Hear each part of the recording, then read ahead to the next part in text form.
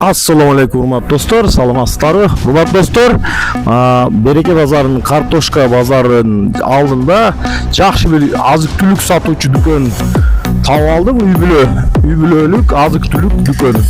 Dostlar, ушул жерди bir обзор кылып коем. Сиздерге мына оптун баада бардык нерселер азык-түлүк жана мындай күндөлүк керектүүлүүчү товарлар бар экен бул жерде. Мына посудалардын ар түрлөрүн көргүлө достор. Бул жерде баалар деле кымбат эмес, дүн баада бардыгы мына көрсөңүздөр болот.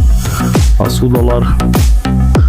Анан кийин киргенде эле мына жерде ушул местный күрүчтөрдүн карадагы дейсиңерби, сымкаттыкыбы, сузактыкыбы, өзгөндүкүбү, дезире, аппы, тахия таш дейсиңерби, бардык күрүчтөрдөн бар. Мына сиздерге азыр бааларын көрсөтөм. Урматтуу достор, мына дезиренин баалары. Муса, чемпион күрүчтөрү, мындай Пакистандыкы дагы бар, гречкалар, ар түрдүү азык-түлүк продукциялары ушул жерде келип сатып алсаңыздар болот достор.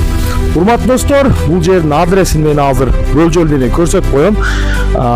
Береке базарынын картошка базар деп коючу жайында, ушул картошкалар сатыла турган жерде үй-бүлөлүк продукты сата турган дүн баада сатуучу атайын дүкөн достор.